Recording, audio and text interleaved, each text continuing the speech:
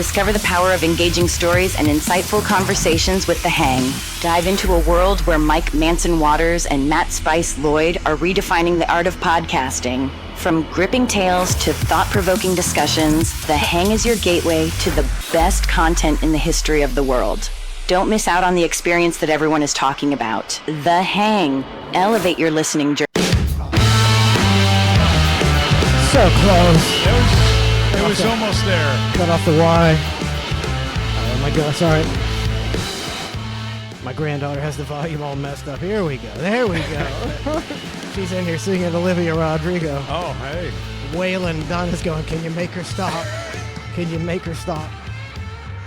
Who, your granddaughter or Olivia Rodrigo? That's the question. Either one. Either one. Welcome to The Hang. Hi, Mike. Hi, Matt. I like that intro. Gripping tales. I don't know if I've ever told a gripping tale in my life. Gripping. So we could, I got a big in. I got a big in at iHeart. Huge in.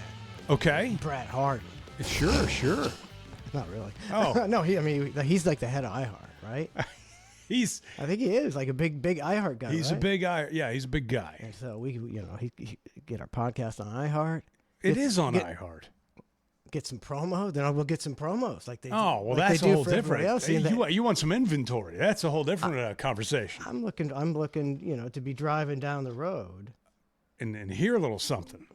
And hear about gripping tales. I want to hear about gripping tales. And redefining the art of conversation. I want to be just like right out of.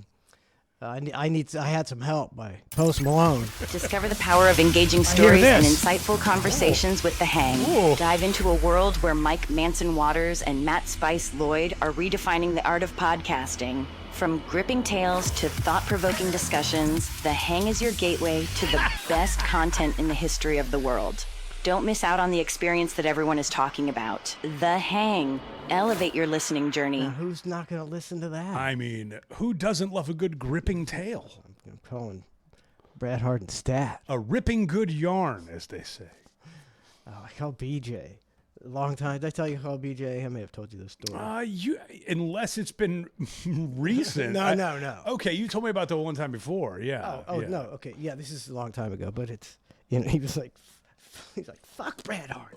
Fuck Bret Hart. Dude, I don't want any part of this conversation. But I think he's drunk. I don't want any part of this conversation. So let's talk about gripping tales. BJ likes to have a good time. God bless it. BJ Johnson, my friend in Yeah. Topeka, Kansas. Okay, I'm sure I'm sure everything's lovely in his camp. Hold on, cut those mics real quick. Let me tell you something real fast.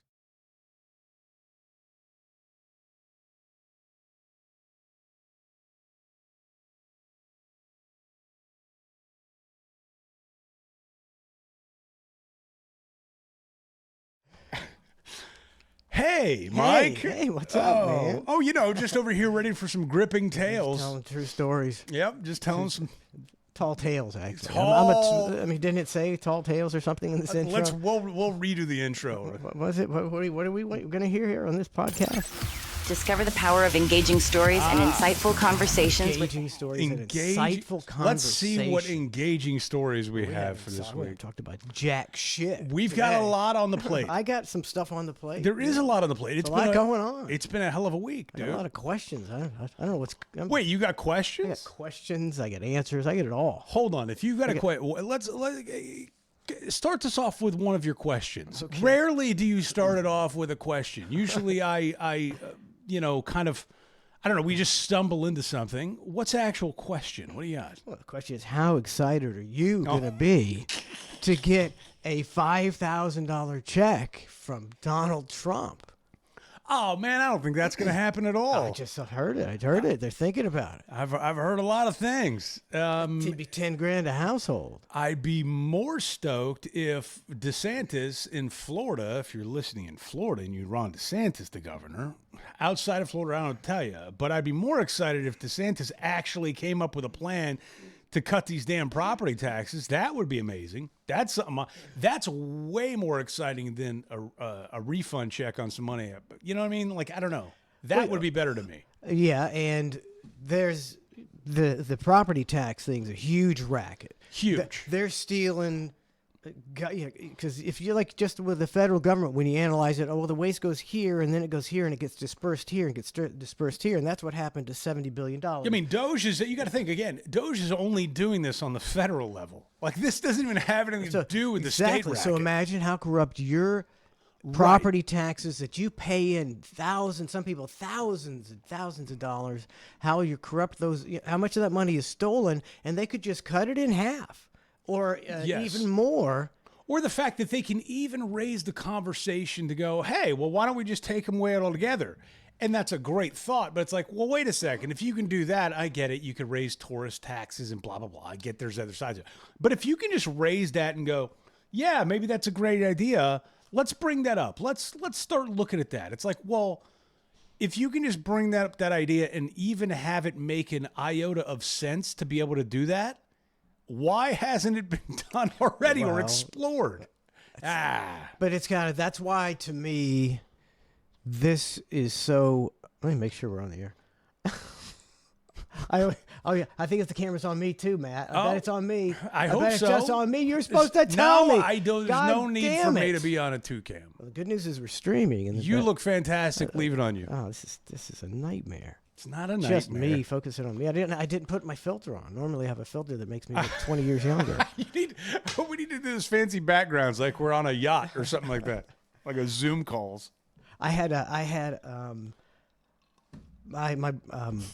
trying to think of what relation. My niece's husband. I don't know what that is. My nephew. No clue. Don't. Yeah. But he's a cool guy, and he came over, did some stuff, and he showed me how to take a picture of Ned. Okay. Like that picture. Yes. The classic Ned head. Mm-hmm. And I did. For a while, I was doing Ned in your head, and it was, it would move, and its mouth would move. And I thought this is the deal. Uh-huh. This is what people want. But they were like, no, we like it better with you dressed up. You in the wig as an old man. And I was like, hey, suit yourself. Suit yourself. Hey, you tried. You tried technology. I was going to say something. Well, we were talking about the tax refund. So my question on the 5Gs would be like, okay, look, would I appreciate the 5Gs? Yes, of course. Who wouldn't? But why would they do that when we're so far in debt? Why wouldn't we use that money to pay off the federal deficit, which is at $36 trillion? How can you cut everything and then just cut checks? It's like, but what about the debt? What are we going to do about the debt? Because, see what I'm saying? Because it's all phony baloney, and they're going to give you that money. They're going to give Americans thousands of dollars, and Americans are going to love them. Americans don't care about the deficit. They care about getting a big check in their pocket and being able to pay their bills. Yes, as do I. And take a vacation. But give me that $10K, Donald. I know. The short term. Hey, we might. It needs to be the Roaring '20s. Because the ends are coming. So let's fucking live it. Roar it up. Let's roar it up, bitches.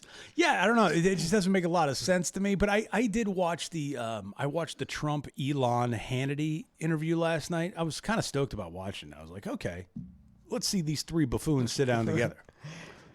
Three. I mean that lovingly. Three actors. It's three actors. Let's watch this scene play out. Let's see. Was it a good scene? Was it interesting? No. It was the worst scene of all. Really? It was terrible. It was awful. Why? Why? Hannity just did not do a great interview. Well, I don't like Sean Hannity. But I mean, it just wasn't. He is a professional, though. He's done a lot of interviews. It just wasn't. It was the same old. It's Sawed-off same Irish old prick. stuff. Hey. No, here's what it was. It was the same thing that they always do to Elon when they talk to him. When somebody who doesn't have actually like interesting questions or a conversation to have with him, they always do this. Elon, you're one of the richest men in the world, and you run a multitude of corporations. How do you have time for this? And it's like that whole, it's very like surface level questioning. It wasn't anything deep. And then the second Hannity tried to get into something mildly deep, here comes Trump. I mean, I answer you. I let Elon talk to see, but let me tell you what's going on. And then he gets off on his little spiel. Beautiful, amazing, the biggest, the best, beauty. But he's The saying whole nothing. thing. He's saying nothing. Oh yeah, it's like kind of a Trump word salad. And then Elon's got his hands all, diamond out. He's all autistic out. He's got his whole thing going on, and it's like watching the Three Stooges, like three smart stooges. Okay, but you're like, why? Like it was a weird thing, and I tried to watch it at the end. I go, I've learned absolutely nothing. Wow. Almost when Hannity had asked him, like, Elon, how much money do you see us saving? Trump immediately jumped in. Well, it's going to be. That's like, dude, like, I want to know. Like, I want to know what the forecasts are. Like, I don't know. It just didn't seem deep at all for Fluff piece. Kinda. Just come sit down. People Kinda. watch because it's cool. We got two of the most powerful men on the planet here. Yeah. Yeah. Well, Kind of whack. there you go. Yeah. I mean, it's I don't know. fine. I don't know what's going on. I would take that 5,000. It'd be 10 G's. You live it up for a while, man. Yeah. I mean, it would just stimulate. Live it up. That's what everybody do. I would think there would be stimulate. 1,000 DUIs that night. Everybody would go Right back into the economy. Everybody, right? I mean, telling you, right back. Disney World, everybody. I'm telling people would be buying cars. They'd be doing shit, and that would stimulate the economy. I don't know what that does. Maybe just it makes inflation because there's more money in the economy. But in the short term, I think everybody would ball. Let's ball for a while. But it still doesn't Do it, solve do it. the 36 trillion in debt. Unsolvable. But that's the thing that I thought this whole thing was going to solve is like, how do we trim expenses and cost cutting measures to try to get the federal deficit down so we're not spending. And then it's like, well, all right, we've managed to cut trillions. Everybody getting some money. And yeah, it's a great talking point, and it's easy to go, well, that's awesome. I want a dividend check. That's sweet. But it doesn't, I don't think it solves the deeper issue.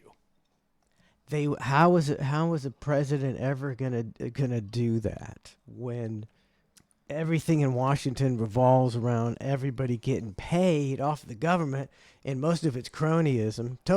Like the head of the EPA, he didn't work his way up as a scientist, blah, blah, blah. He's some guy, that was Brownie, some kind of racehorse breeder who got promoted through so they're all bloated and incompetent. And like you said before, why haven't we done this before? Well, I don't know. I mean, these are government agencies. That's just the nature of the business. Any business. Look at the BRN, how bloated and incompetent that organization was. There's a lot of fat to be trimmed. There's a lot of fat to be trimmed everywhere. All right, hold on, and maybe I'm not for real, and I don't want to get too political, but it did like honesty. I'm just trying to. I want to read the room right. Okay, so I read a thing today, and it says Trump's approval rating is the lowest it's been at 44%. I don't think so. I just heard last week, it was the highest it had ever been. Again, I don't know what's what exactly. But I'm looking at this article. It's saying it's at 44%, and I'm sitting there going, look, I'm not talking to a ton of people. I'm not out there in the public sphere going to the bar and talking to the random guy next to me going, hey, so what are you feeling? Like, I don't know. I can just kind of know what I just get a vibe for, right? And I don't know many people that are anti what's happening. Now, it appears as though there's this movement, groundswell of no, we don't want to know where our dollars are going and all this stuff. But like, I'm having a hard time believing that so many people are anti this, but they're wanting me to believe that over half the country is anti-Trump and all, like, approval ratings down, and I just am not seeing it. Are you? I mean, I really couldn't have. It's a big country. I couldn't have enunciated any better, Matt. Because I feel the same way. Don and I are watching the news last night, and they got this big protest in Washington where there's thousands of people, and they're all like, Elon must go, and Trump is the worst, and blah blah blah. And I'm like, just because he's cutting government waste, you finally got off your ass to protest? You never protest nothing in your fucking life. And the thing that you're going to If protest. this is the thing you're going to protest? It's not outrageous. It's not Is it not believable? I don't know. It's almost like you want to. It's almost What? like if it were the Truman Show or something that you'd see George Soros behind the camera, of like, this is perfect. Yep. Keep on protesting. Like something like that. Like because I'm just not seeing it. And again, I know it's a big country and we're living in our little bubble and everybody's got their own little bubble. And San Francisco probably has a different outlook on things than we do here. But even in San Francisco, I still can't imagine nearly 6 out of 10 people going, no, they really need to keep all this DEI in place and all these federal spending. No, we want to pay for a $20 million Sesame Street in Iraq. Like all these little things, I can't imagine. And if I knew people like that, I hate to say it, I'd have to cut them off because I don't want to know people like that who would be able to justify that in any sort of way. DEI, Matt, is another way of saying the N-word. Oh, uh-oh. Did I? That's What'd I do? They will come. A certain group of people will come at you with that, and you're like, well, you're just being stupid. Yeah, it's like, it's not. It's not even. They're big. I think the last 4 to 10 years have become people can come up with arguments that are really indefensible, and they just keep going. And half of the people believe this indefensible argument. Weird. And I'm like, am I on a different planet? It's so weird. Again, I'm trying to read the room, and I'm like, oh, I don't know what room everybody's in. I haven't seen that room yet. It's like a good example. In COVID, you knew who was on which side. It was a pretty delineated thing. There were people for and against. Either people were wearing a mask or they were like, fuck masks. Like, that was it. Like, there was... Yeah. But you're right. That's the way it was. But on this one, I don't even know who anybody was really talking about. Is there a lot of chameleons out there? Not like people are on Facebook arguing, Elon, this, and Elon bad. I don't get it. I think, it's government manipulation. The press is... there's probably businesses out there that explicitly provide protesters to the government. And it's probably, and it's just... Because you just go on the internet sometime and you'll see, this was a LinkedIn thing. Needed protesters. Yep. The paid protesters. I think it's all fake. I don't believe it. People are not motivated to protest. You got to get people riled the fuck up to protest. Oh man, there was a protest yesterday here in Tampa. I think it was yesterday, and I guess one guy. Like he was driving by these protesters and they happened to catch him on camera as he did like a Hail Hitler thing out his window, right? And it appeared to be pretty hateful looking, right? I didn't read too deep into it, but then of course people found out who he is and who he's linked to, right? So they're like, oh, this is this dude and he's dating this associate producer from a local TV station. And it's like, okay, well, then the equation is like, well, if he's a Nazi, then she's surely a Nazi. So I'm just imagining being this girlfriend of this guy waking up and seeing what he did if she was not aware of it, right? And going, oh my God, honey, why did you do that? Why did you do? And even if he was like, babe, I was kidding. Like, it doesn't even matter. Like, you're now linked. Now this associate producer for this local TV channel is... You mean ex-associate producer? I don't know if she got fired or not. No, but she might. She might. People get fired for a lot less. But in all fairness, I'm also looking at it. I'm going, okay, so they linked this associate producer, and I'm going, well, I don't know if that's fair to her or not, right? But on the other hand, I've been the victim of some associate producers, and I'm going, fuck her. Like, all right, cool. See, because she would do the same thing. You know what I'm saying? Like these associate producers, they would gladly do the same thing to, somebody else in the public. Did the same. It would be top thing. Correct. And there'd be some investigative reporter coming out and be like, well, little did we know that this person's connected to this person. And then, it becomes a whole hubbub. It is nice to see somebody in the news kind of getting it. You know what I'm saying? Like in some sort of strange way. I don't know if it's personal satisfaction. I'm not sure. It's when you see someone in the news who gets it and sees it's almost as if you have to go, well, they're obviously paid to tell the truth to make some people like Matt and Mike happy. Yes.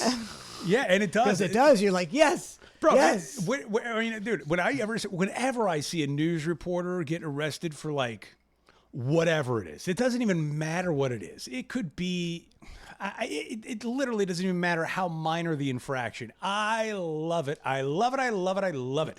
It cracks me up every single time, and I'm going, fuck them. I can't help but think that way. I agree. You know, but it's better when the associate producers get it because they're some of the ones writing the lines. You know, some of the reporters, they're just reading it. Just saying, man, they're just a pretty face, man. Yeah, but when you get the people behind the scenes getting it, that's always fun. Yeah, I think people want to hear, like we were talking about, people want to hear when other people say the common sense that you're thinking in your head for a long time, and then somebody's out there like a comedian or something, and he's going, you know, you're like, yes, somebody says it. Yep. That's why I used to do that kind of my act, and I was like, it's like I should have just kept that up. Just a common sense Just, approach. More of the middle of the road. It's like, come on, both of these assholes. It's obvious because people never hear it, and so people who like that kind of shit tend to gravitate, like I did the pagans and potheads. Mm-hmm. You know, like a bunch of atheist potheads in the crowd, I would imagine. I had a niche, and I really blew it. You were targeting a very specific. And they legalized weed, and what fun would it be to know he's a pothead? Whatever. Well, everybody's a pothead now. Well, it's like, again, if I'll say it again, I operate in the gray. I don't, I'm not left, not right. I just kind of operate in the middle. But I'm looking at like the Zelensky Trump thing that happened today, where he's like, Zelensky's addicted. All this stuff that's going on, right? And it's like, oh, he's an asshole. And it's like, no, he's the asshole. And like, it is possible to have two assholes in a situation. Not saying they are, but it is possible. Like, I don't know why everybody thinks like there immediately has to be a good guy and a bad guy. It's like, you're right, you're wrong. It's like, they could both be right in their own realms. They could both be wrong.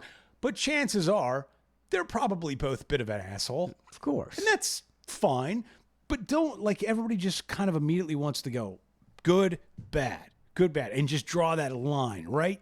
That's what they want. It's like, no, everybody can be assholes. I've seen a whole group of assholes before, like thousands and thousands of assholes just convening together at one time. But Zelensky is like an asshole, and Trump is an asshole who's got charisma. Assholes nonetheless. I know, I'm saying, but different types. But of I want to go with the asshole with charisma because I'm really tired of this dreary Zelensky show, man. Fuck that guy. Shut up. Your frowny face and your fucking used to be a comedian. Now you're an actor acting like you're heading a country. I don't believe. Oh, you can't do that though. That's not fair. What? You can't, because then that goes back to the whole thing of Trump used to be a reality star. Now he thinks he's running a country. Like, people can grow, people can evolve, people can do other things. This guy's been an actor from day one. Well, I'm not saying that's not the case. But I would agree if you said Trump has been an actor from day one. And he's been playing a role for the last 11 years. Tell you what, that Hannity, he looked very orange next to Elon. I mean, the juxtaposition of he's old and orange. He's looking worse than the orange. Like, what's he doing with the orange? Like, that actually took away from me paying attention to the conversation, because Elon Musk is pretty pale, right? And Trump, I mean, it was outrageously orange. It was like remember those hypercolor shirts? Yes, I had one. And you put your thumb against his shirt. You put your hand to make a handprint. That's what I feel like Trump's face is like. I could just put my hand on it, and it would change color or something like that. He's a hypercolor face. It is. That's ridiculous. It's ridiculous. It's ridiculous. It's ridiculous. And so he's like, one of these cat ladies that just keep pulling themselves back and pulling themselves. Yeah. He's somebody who he can't get old gracefully. He's going to spray tan it up till he dies. And somebody that obviously vain and narcissistic might not be looking out for you and me. Well, at all. That or he just likes to have a spray. I mean, look, everybody, let him have his thing. If that's his thing. But it would be weird if now he's committed to that. He's committed to it. He's all in. So he couldn't one day show up without all that because everybody like, whoa, that wasn't what you looked like yesterday. Like they'd be able to like. You got to wean people off. Yeah. They'd be able to know how different the face looks orange versus regular. You gotta go. Oh, they show. Here's a picture of Trump 6 months ago, and you're like, whoa, he really lightened it up. It would be like when they put that picture of Rogan up on CNN and they put him as a gray person, like his skin was gray. And he's like, I'm not gray. He's eating horse dewormer on the ivermectin. Like that's what Trump looks like permanently. I don't know what's going on. It's because he's old. You get that old wrinkly skin. But I've never known any old man his age ever to pile it on the face like he's doing. And that doesn't have anything to do with me liking or not liking Trump. Nothing to do with it. Take it out. It's a separate issue. The face and the coloration is a separate issue. And I don't know why, honestly, as this country is so enamored with bullshit arguments, I don't know why no Democrat honed in on that orange face just as a nice personal attack. It's really sticking in your craw, man. Sorry. No, but you're right. Maybe because it's all fake, and they knew that people would just wake up and go, yeah, you can't have that orange face and rule the country. But I mean, even making a mockery of us. Even in the Republican, it's so orange. Yes, like even in the, it's too orange. He's rubbing the orange in our faces. He really is. Like his collar, his shirt. I don't know how that's not completely orange, but for real, like during the debates, what was he calling Rubio? He had big ears and small hands. Who had the small hands? Rubio. Okay, Rubio had small hands. Well, Rubio, I know, was the big ears. But Trump was always going around. Who had the little dick? Somebody had a little dick? No, didn't he say that? The small hand, you know what that means. It was kind of like a small hand, small. When he said the small hands, you're like, yeah, we know what you're talking about, Donald. Now he's in charge of, who was he? Little Mark? Was it Little Marco? Little Marco. But he had personal attacks for everybody. But not one Republican on the debate stage was like, dude, why is your face so discolored? Not one. And they could have. That's like the easiest. Nancy Navy says he's going gold face. He is going gold face. Can you imagine? I'm now made of gold. It's amazing. That's where all the Fort Knox gold is. It's on his face. On his face. It really is an incredible hue. It's a golden age. That's the golden age. The golden age. Are you not? I'm dipped in gold. Are you not excited though to see if they actually do an audit of Fort Knox? Is that the most? That to me is the most exciting thing in the world. It would now this is before my time, but when Geraldo did the whole vault opening of Al Capone. Yes, this to me would be the modern day Geraldo Al Capone thing, right? If they open up Fort Knox and either the gold's in there or it's not in there, right? Well, like it's not in there. That's spectacular. It's so the whole thing is there. Incredible. You're like, oh, yeah, it's supposed to be there. Yeah, or they're gonna go, well, we don't know if all of it's there, and we're not really gonna go through and count it all. If they audited Fort Knox and said 90% of the gold is gone, it's not supposed to be gone, then I'd start believing that shit was real. Wouldn't that be the most amazing televised event though? Like I would totally watch the unraveling of Fort Knox or whatever you want to call it. That to me seems fun. But some of the things like where you start getting into what he's doing and you find out some things that cold face. That's a good one. It goes into treasonous behavior. To go into some people are going to should be getting arrested. I mean, right? Right? You'd think if you stole trillions of dollars from the American people, you should be arrested, right? Well, they would never find out who did it. Nobody's been in there since however long. I don't even know. Well, the guarantee everybody there right now has stolen millions and millions of dollars, right? I mean, just a little bit of gold. I mean, man, Mike, if you were in Fort Knox, if you had access, tell me you're going to slip a little gold bar.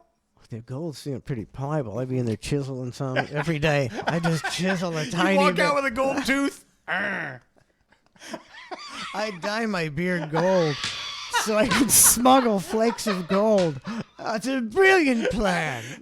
Eat a bunch, take gold shits, melt it back down. That's right. See Gold what, shit. yeah, Spray see what we can do about it. Spray it off in the yard. You got a sifter. If they It's like wait, it's the worst panty for gold ever. if they weighed me before and after I went into Fort Knox, let it come out. Matt, you weigh 36 ounces more. Yep. So, In that burrito. oh man. And stuff. Yeah. I always pisses me off when I see those fancy restaurants that do the gold flakes on top of a steak or something. I'm like, you bunch of dicks. They're over there shaving gold flakes on top of the steak. That's where all the Fort Knox went. It's amazing how valuable gold is, yet how flakes can be so tiny they're virtually worthless. It's like a Goldschlager. Those are real gold flakes. Which, It's just like you know what we're going to do? Next week on The Hang, we're going to drink Goldschlager. We're going to just be gluttons. We're just going to Fort Knox it out. and we're gonna pen for the gold. If it's even real, like maybe it's terrible quality gold. Like maybe it's a little bit gold. That was my savings plan. Is I drink a bottle of Goldschlager every night. I'm gonna be rich. Yeah, over time, if we drink Goldschlager every week, over time, So rich. we'll be able to fill up this shot glass here in no I'm time. gonna start drinking Goldschlager every week. Oh my God, I remember Get Goldschlager. schnockered. Dude, there was another thing called Aftershock. I don't know if that's still on. Remember that? Fireball replaced that. It did, didn't it? Yeah. I used to drink Aftershock. The Aftershock, but the idea with the Aftershock was it had like this, like cinnamon sugar at the bottom, right? Like crystallized. I don't know. I just think I'll take a red hot. What was it? Aftershock. The bottle was like frosted. Yep. It was frosted. It said Aftershock. I remember the bottle. I remember throwing up Aftershock into the snow in Iowa in 1996. All right, check that. We're doing Aftershock next week. We'll do Goldschlager the next week. I want to see you on some Aftershock. Well, when we were like early 20s, somebody would get a bottle of Aftershock, but you wanted to taste what was the big deal at the bottom of the bottle. So we, like dumbasses, would break the glass. But now you couldn't tell what was glass versus what was the sugary stuff. So we could have eaten glass. Disaster. We don't know. That's a lawsuit. It's a class action lawsuit. Seems very dangerous. When's the last time you've been really, really drunk? Like drunk like you were when you were 23. It's been a while. I don't know, but that was probably because I was so No, I really don't know. It's been a long time. I don't like spins drunk, or anything like that. I'll get drunk. I'll get drunk, but I like, drunk where you get, like crazy drunk. You're like, woo, you're really having a fucking good time. Woo! I haven't been that drunk in a long time. I carried me out of when I was Mr. Rogers, and I can't remember what year that was at the Halloween party. They did carry me. I had 4 people on each limb carrying me into bed. So I said, that's probably the last time. And that was several years ago. That's pretty fun, though. I mean, at least you're at your own house. Like, it's one thing if you're making an asshole of yourself it's so out in much like, better. public, It's so much better when you're at your own house. Yeah. I I kind of like to, I mean, I like to get, like, nobody dances anymore. It's like, we used to have the Halloween party, and everybody was always dancing, and then slowly there was virtually zero dancing. It's like, I'm not a good dancer. I'm not, but I like to, go to the music sometimes and get drunk and like, yeah. Oh, I picture you dancing like Elaine from Seinfeld. Just I'm just like terrible. I'm a total white guy dance. That's why people don't dance. But I don't care. I want to get drunk and dance. See, that ain't happening. No, I won't dance. Because part of it is one, I don't know, an older dude dancing just doesn't look good. It doesn't. doesn't look good. And then on top of it, I think Unless about you're like get on meth and you're in the corner and then people are like, yeah, look at that fucking weirdo. guy's going. Unless it's a choreographed dance where like 9 people are doing the same thing, then it looks awesome. You put somebody solo doing that, looks terrible. But then I remember seeing some of these other, pop stars like the Madonnas of the world, who back in the day you'd see dance, you go, wow, look at those moves. And then one day she pops up and she's old, and it's like, oh man, she lost it completely. And part of it's because it's just age. She lost her gait. She lost the move. It doesn't look right. It's people don't get it. It's like she should have changed. You can sing those songs, all your Madonna songs, in less revealing less revealing outfits. Nobody's going to care. Nobody's going to, why isn't this 60-year-old woman wearing fishnets? They'd be fine if you sang Holiday in a dress. She wants to be a sex symbol. It's like, know your audience. She wants to be sexy. It's like people don't want to see, you gotta figure out a way to do. Barry Manilow, 82, rocked the stage, and all he did was play the piano. I don't know. And sing good. Certain people, I don't know. There's this. I was watching the Grammys or whatever, and they had a Rowan Chaperone or Chappelle or Chapel Roan. That's the one. What she sing, Pink Pony. I don't know what. I don't know what her deal is. I guess she's got a gimmick going on, but it's like a gimmick, some kind of. It's not gothic. It's medieval. Yeah, it's medieval like going to fair paint. Right. It's like I went to the Renaissance Festival and heard a pop song, and I'm going, "Why is this happening?" And I'm looking at her. I'm going, Pink Pony Club. Is it that one? I don't know what it was, but she got up there and she had a speech going on, and they showed her in the crowd. And I was just like, I don't know what that is. Not knocking her per se, but Jesus Christ, I don't know how anybody's like going, hey man, she looks really good tonight. Like that's a solid look. I don't know anybody that would in their right mind be like, yeah, go with that. Keep doing that. She's marginal looking. It could be the explanation that she's like, it's a business decision. She's like, to dress up like medieval. Yeah, and then nobody will, then I look exotic and I'll get this fan base, and fair. I can look like a Tennessee 6. Yeah. Even that's debatable. She's a West Virginia 3, bro. It's a business decision. Oh, what was I gonna say? Where am I doing? Broken Boat for Life, 100 bits. Hey. Broken Boat for Life, 100 bits. Just throw those in there. Throw those in there. I gotta. We were talking. I want to go real quick back to the property taxes. Please. And Donna was sleuthing, and she found this big tract of land, and she's like, found out how much they pay for property taxes, and it's $700 a year because they've got cows on. Yeah, that old gag. And it's like, she's like, have you ever seen cows on that property? I was like, no cow. It's like that's stealing from you and I. All this land, if you the reason, you'd have to pay our practice, you wouldn't have to because you're actually farming it or actually have you shouldn't have to because you have to have massive amounts of land. But it's just rich guys holding on to property till they can sell it for big bucks and paying very little, and paying in 10 years what I pay in one. Yeah, it's always very funny. And Dion was a big guy for this, and he still does it, I'm sure, with his properties where he's like, he owns land, but like he'll put X amount of cows on there or livestock to offset it. And at first glance, you go, "Oh wow, what a nature lover!" And it's like, nope.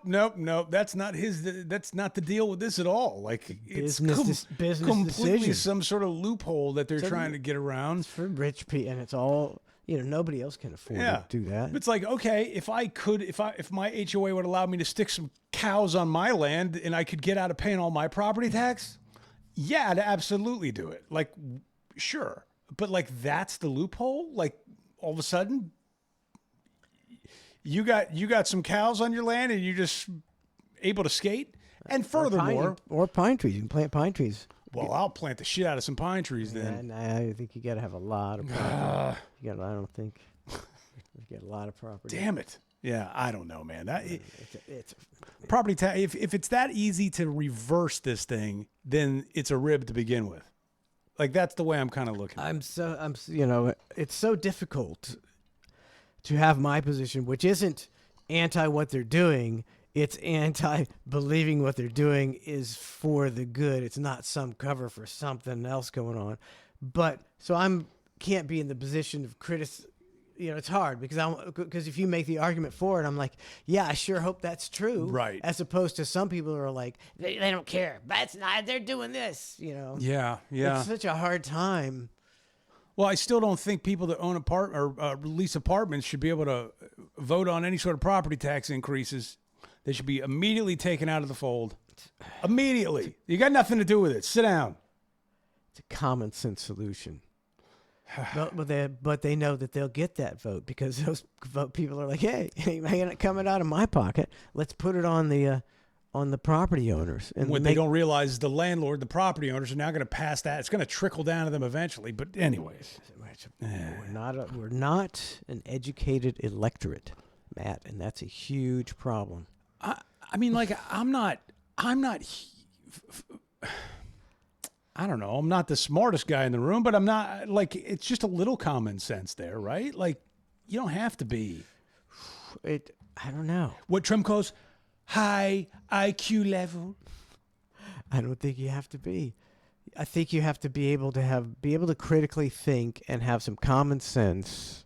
And there's plenty of people who, if they're on the right, they believe in all those people on the right and think that they're, for them. They think Marjorie Taylor Greene and Lauren Boebert and Lindsey Graham care about them.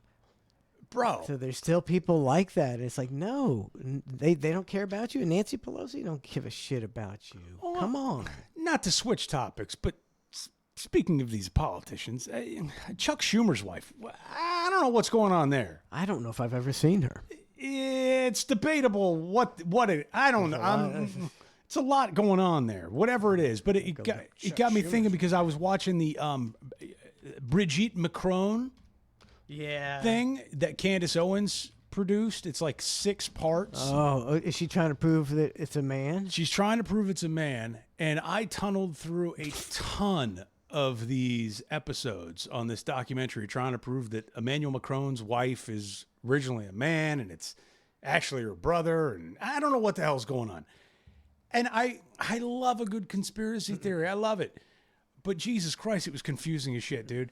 Like, Candace Owens had so many players going on and so many names going on. I'm just going, can she, like, she's on is meth. this a dude or meth. it's not a dude? Like, what's happening here? What was it? Was there any final conclusion, or it was or leaning one way or the other? I mean, she's leaning towards it being a dude, but I still don't understand how the dude had 3 kids. Like, it doesn't. I'm still not. Stolen from the orphanages. There's a lot going on in this thing. The gendarmes stole them from the orphanages. But then, of course, in my algorithm, I'm getting hit with people commenting on this Brigitte Macron thing. It's like, is it a dude? And if you put a picture of her up next to this dude that they think it is, you kind of look at it, you go, this looks like a dude. But I guess the dudes are brothers. So then you go, well, siblings look alike. So there's something to be said there. I don't know. But then I got down the rabbit hole. Next thing you know, Chuck Schumer's wife pops up. And I mean, let's check out this smoke show. Check out this hottie. Oh. It looks like somebody dressed up for Saturday Night. It's Danny DeVito in a Saturday Night Live skit. He's doing a Jimmy's John's commercial. Look at that.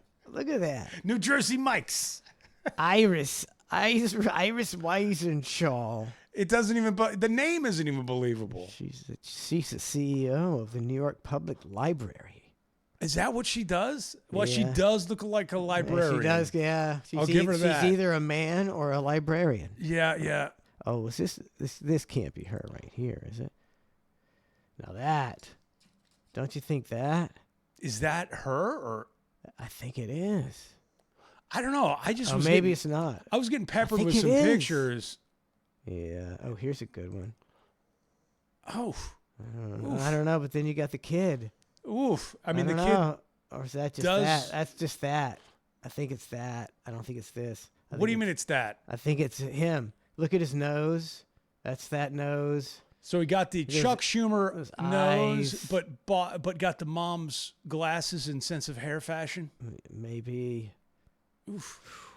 Schumer. I don't know what to. I don't know what to. I don't know. Why and why is it? And what kind of I mean, kind of weird. If all, or there was a certain percentage, abnormal percentage of world leaders who were married to men pretending to be women, what would that even mean? I don't even understand it. I wouldn't even necessarily that mean? care. I would, but I find it odd. It would be odd. It's like, what's going on here? There's something that can't happen. I mean, of all the world that's- leaders, like I can't think of a bigger smoke show than Melania, right? I mean, Melania's got to be but the hottest. she's not viewed to be a man. No, I know, but I mean, in general, right? Like, of any world leaders, I've never seen one that looks quite as good as Melania. Which is surprising, considering that these big, powerful egomaniacs, like Macron's a young guy, I'd think he'd have some Melania-esque wife, but he don't. No, if you say get a I know good it. picture of this one up, it I looks mean, like she looks like his grandmother. it's worse. And she was his teacher, what's her name? apparently. Do you know her Brigitte name? Macron. Okay. But like, it kind of looks like E.T. in a wig. Like, I don't want to bag on. I mean, But I mean, it's a documentary. It's out there. She's a public figure. It's no secret. But if you like, I don't even know if the hair is. these are these some flattering pictures. They're very generous, and that's part of Candace Owens' documentary. Is some the of these- lady who's in charge of the PR for Brigitte and Emmanuel Macron is the person that controls all the pictures that get released and approved. Like, it's very highly controlled. So when you're looking at these pictures, you're right. These are going to be the most flattering pictures because the PR lady is the one that controls the flow of the information. Yeah, I don't know. Like that looks somewhat feminine. Take off the hair. Well, yeah, I know- that's not fair. I think, but okay, let's check out this one out. I think it could go either way. I think it's a 50-50. Isn't that shitty, though, that it's a 50-50? But seriously, And then you if get down the Michelle Obama rabbit hole, and I love a good conspiracy, but like, why? What's the deal? I don't know. Weird deal is that? I would have never thought Michelle Obama. I still don't think she's a man, just for the record. I don't think she's a man. Yeah, I give that one 80-20. Yeah, that's not a fun one. I mean, it is fun. It's fun to toil with as a conspiracy, but I'm not really into it. But it's more funny than anything. The fact that like this lady has to like Michelle Obama or they have to come out and be like, I'm not a dude. Like that sucks. Like that's not a great thing. No. You know. And if you look at Obama's anniversary was recently, or Valentine's Day, or whatever it was, right? And like, oh, happy anniversary, happy Valentine's Day to my wife. You're the best, sweetheart, or something like that. And then you just look at the comments, and About her being a man? dude, 90-10 ratio of Big Mike comments, and yeah, way to marry that dude. Occasionally, you'd get one to be like, you are a lovely couple, Mr. President. We wish you all the success in the world. But the ratio of 90-10 hate of Michelle Obama being a man, it's intense to look at. I don't know. Is she a man? I don't know. Now Is she a man? I don't know. I'm questioning my own sanity. I don't know. And what's the broken boat for life? 1,000 bits. I don't know. Why that the powers that be would make all world leaders, the majority of world leaders have male spouses pretending to be female. I think they like to rub it in our faces. I think that's what it is. It's the biggest joke going. And it's like the Epstein. Everybody knows that Epstein didn't kill himself. And they make it a joke. Epstein didn't kill himself. Yeah, Epstein didn't kill himself. And the government gets off scot-free. I still want to. How crazy is that? It is crazy. It's crazy. I still want to speak to these. Not that I'll ever have the opportunity, but I want to speak to the guards. Tell me what happened that night. They were taking a nap. And then They got slapped on the wrists. Guards take a nap. Are these guys still alive? They trust in these guards? It's so weird. Something's going on. Yeah. That's a fun conspiracy. No, it's preposterous. Epstein didn't kill himself. What if he didn't? What if he was really in dire straits? I mean, I don't think so. Yeah, but he was like in a suicide-proof cell. Oh, except for that part. Yeah. Oh, yeah, and the cameras weren't working in a prison. Oh, yeah, and the guards happened to fall asleep. Oh, yeah. You know? When you, Perfect synchronicity. He got his karma. Some kind of karma works in mysterious ways, Matt. And Epstein got what was coming to him. he sure did. He sure did. I don't know what to believe anymore. I don't know what I don't believe nothing. I don't know. I believe nothing I see. I'm not a big fan of a lot of social media, and I don't participate and all that stuff. But I look. I snoop on my burner account on some things, and I do like a good political ratio. Like I said, like the Obama thing where 90% of the comments are negative. That's funny. Same thing with Bill and Hillary Clinton. Whenever they post something of them together, Yeah. I mean, it's at that point you're talking 95% negative shit of people just wailing on them, and 5% giving them any sort of like gratitude at all for For anything. their public service. I think it is what I'm saying. They do it on purpose because if you can make, this Voltaire said, if you can make people believe absurdities, which that's an absurdity. When 95% of people don't believe it, it's an absurdity. You can make people who believe absurdities commit atrocities. That's, Well, it's true. It's true. and maybe they're getting ratioed because the 5% that do like post something positive, it's all their comments are negative. It would be like They're too intimidated. yeah, it's like it's exactly they're Well, too but- intimidated to post something positive because anybody that posts something positive, like Michelle Obama, you look gorgeous today, and then all the comments under that one are like, "What do you mean she looks gorgeous? She's a man." Like all this stuff, like it just flows. Yeah, but you're just asking for it because the majority of people obviously believe a certain way. Yeah, but you can't Or is even. it all internet trolls? It's all a big game. These are all government bots. Who knows? I don't know either. Nobody knows. But you got to have some balls to post something positive about somebody on social media because you just get filled with like the Yeah. rest of the story. Social media had made people who wouldn't normally be pricks brave enough to be pricks. Yeah, oh yeah. Yeah, it could be anonymous, or at least you could hide they were behind your always your pricks. keyboard. But they were always pricks. They just having a way to. Yeah. Now, put it out there. now they could really put it out there. Now they're like, I can be Oh a God. prick anonymously. Everybody shouldn't have social media privileges. We need your social credit score. That's what No, we we need. do not. Oh, don't bring that into it. No. Okay, question. While we're on the celebrity thing and all this stuff, Ben Stiller. Mm-hmm. Do we like him or do we don't like him? Did he get $4 million from the USAID thing to visit with Zelensky from Ukraine? Is that true? Is it not true? I can't tell. I didn't. I couldn't tell you if that's true. I don't know what to believe as far as that stuff goes anymore. I get conflicting Where information. where did you get that? Where's the source for that? My burner account. You know, it pops up and they're like, oh, he got paid X amount of dollars. And then people are going, well, it's not uncommon for, public figures and celebrities to get paid for expenses and all this kind of stuff, right? Now, I don't know, but I'm going, okay. But on top of it, Ben Stiller hasn't been funny in a minute, and I liked him because he was funny. I liked him. I liked Tropic Thunder Ben Stiller. Yeah. I liked Zoolander Ben Stiller. I like that part of him. I don't know about the rest. But now I'm going, so it looks like society's turned on Ben Stiller. I don't know. It feels like he's Well, he was saying something that was kind of douchebag, yeah, right? he's kind of douchey. Like, when did he become douche? He could have always been douchey. They don't, now that But it's like Stern. these people have a platform now.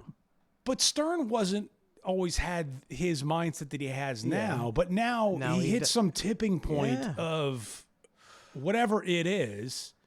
And it's the same thing. I feel like it's the same thing with like Robert De Niro. Like he, all of a sudden, Ben Stiller, like... We become like almost irrational. Yeah, I'm just confused It's on whether like we it- like Ben Stiller or not. But like Howard, he like became what he always hated, and it's like that sucks.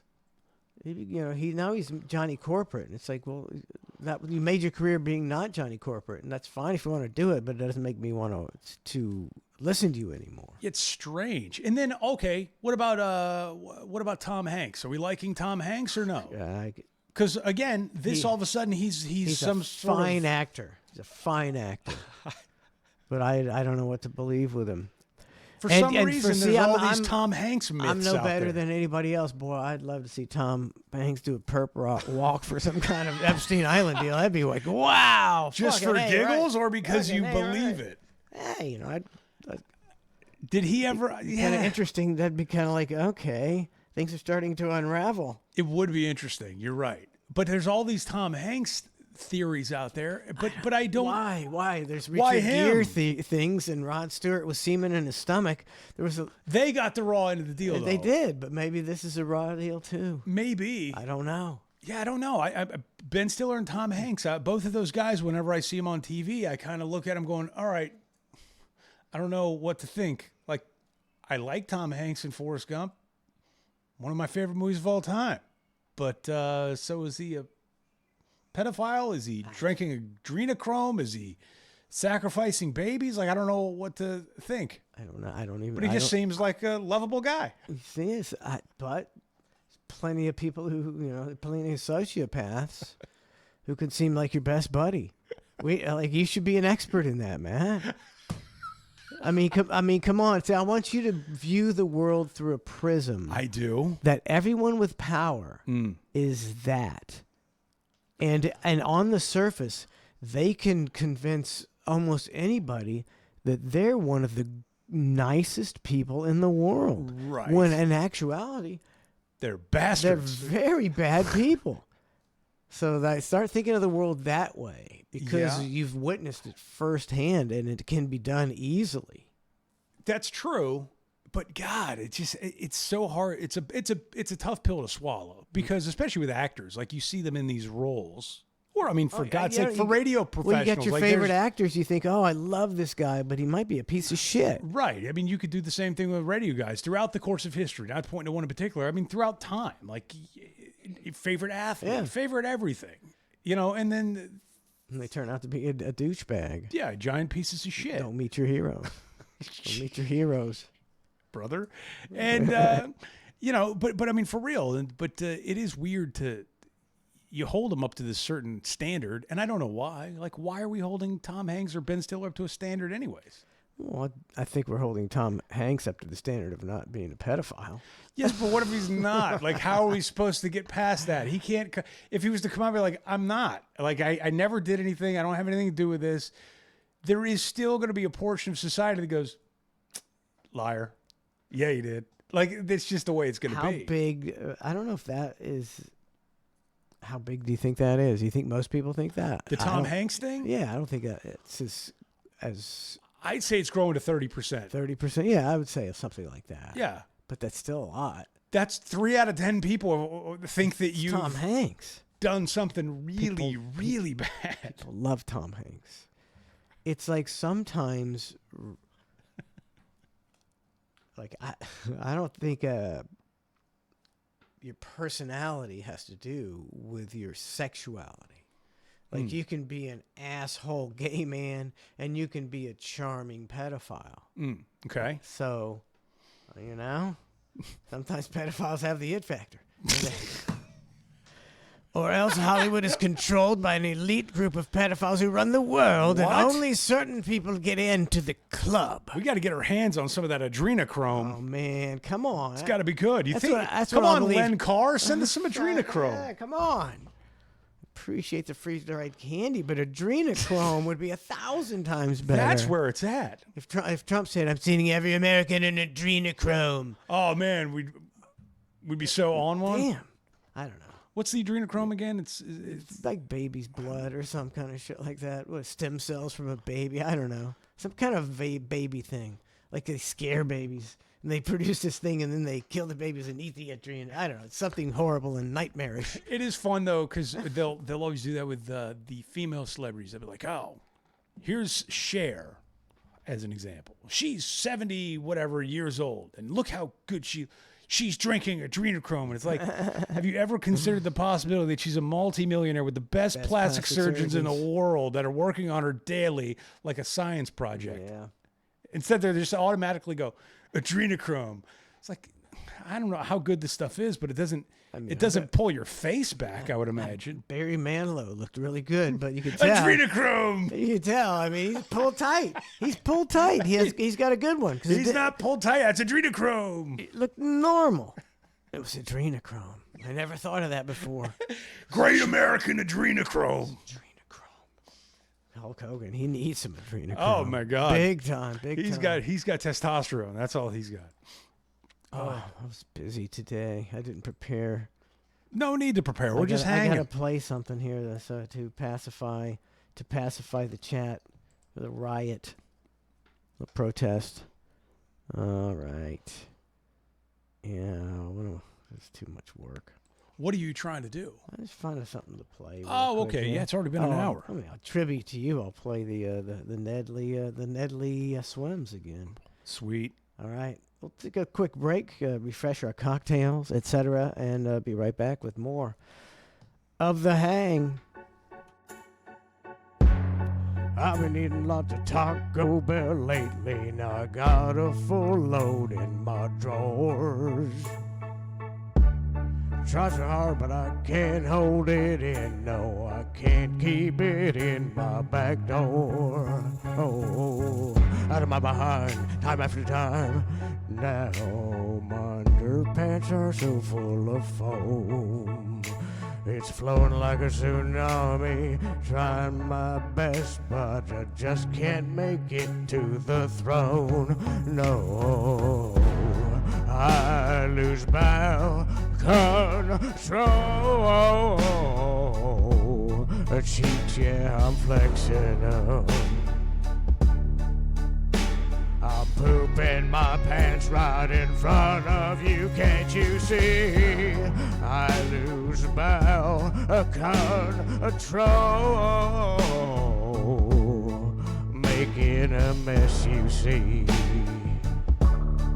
Yeah, that wasn't a fart, there's a big mess inside my jeans. Problematic.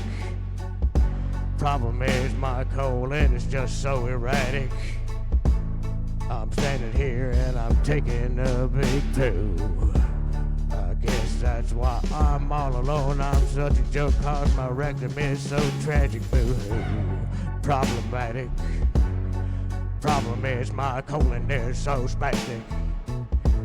And I need some relief. Let's load in my briefs. I tried to give my cheeks a squeeze. Got me down on knees, poop on testes. I lose bowel control. Cheeks, I am flexing them. I am flexing them. I'm pooping my pants right in front of you, can't you see? Woo! I lose bowel control, making a mess, you see, like a mess, you see. Yeah, that wasn't a fart, there's a big mess inside my jeans. Woo!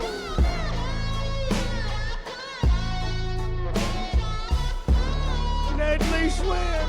Woo!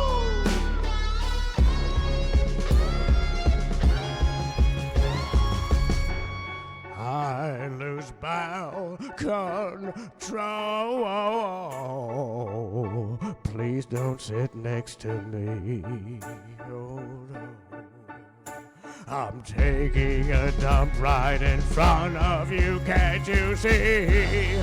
I lose bowel control. It is embarrassing. But she's such a net mark that she starts fucking kissing me.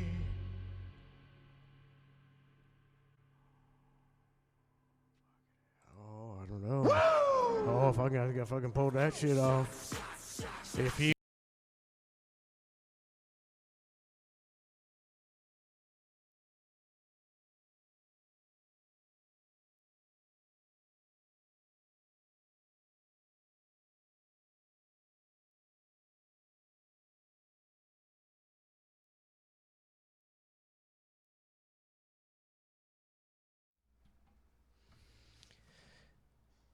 It's a Matt Lloyd inspired twofer. Think about me, think about you, taking off that dress. So I'm a real freak, grabbing my toes, time to eat my asshole. Going real deep, are you gung ho? Are you a nasty bimbo? Spreading my cheeks, holding your nose, it's my stinky butthole. Get busy now, I'm so impatient. Your 6-inch tongue is my salvation. You are dry heaving, so please quit stalling.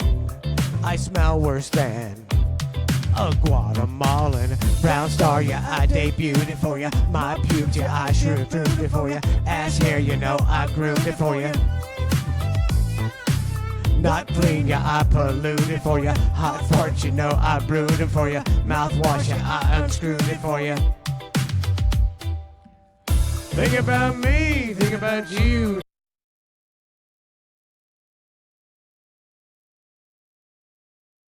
Where's the fucking gimmick? Where's my gimmicks? I can't find my gimmicks. God damn it. God. Here we go.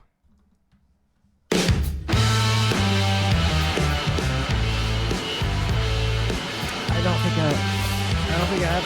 think I have the full version. I'll have Ned re-perform it on Friday, then I'll send it to you. All right. The classic "Eat My Asshole."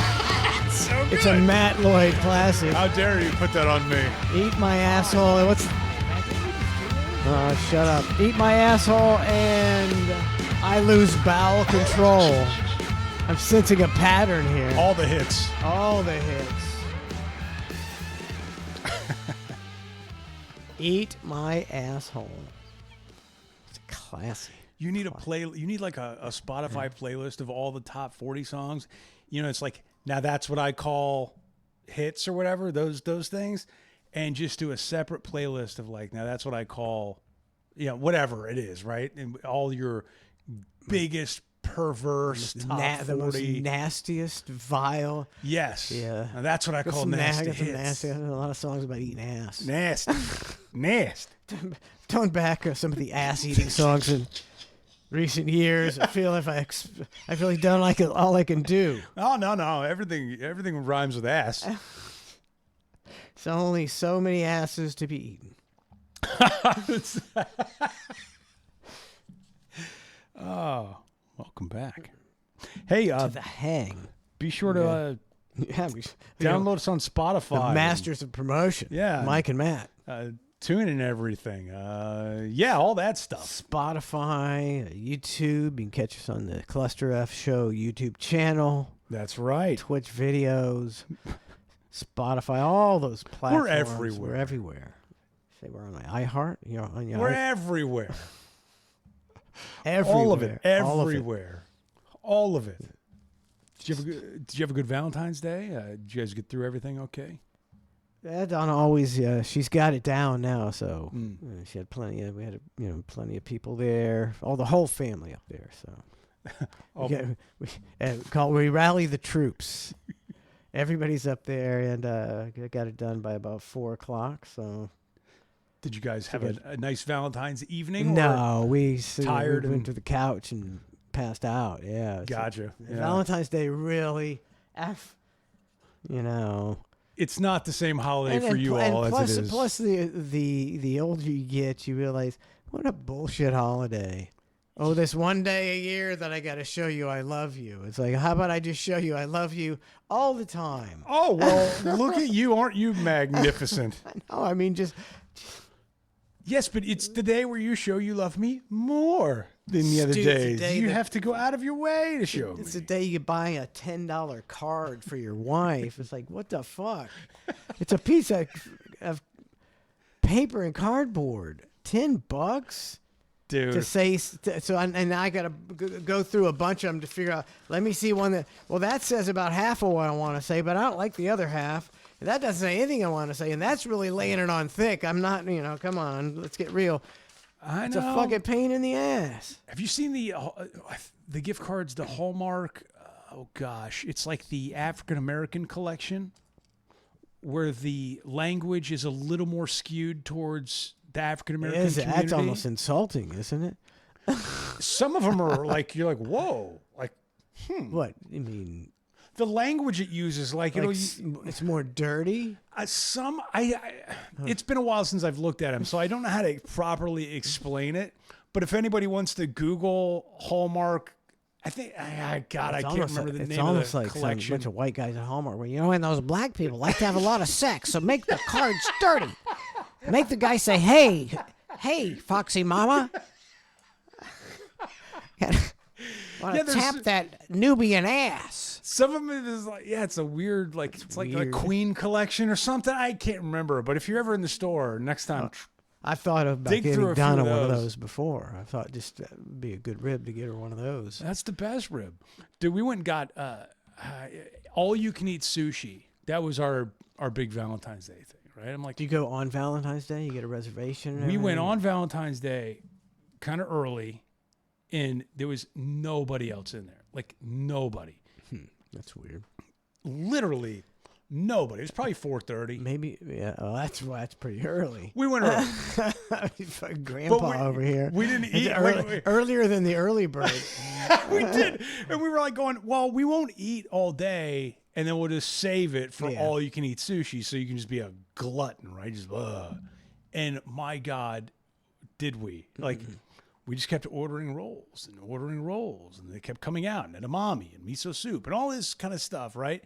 And then finally we were like crazy full, like to the point where it was disgusting. It was sad. Yeah, And then been there before. yeah, and then on like top of it, Chinese donuts and ice cream. We're going, oh my God.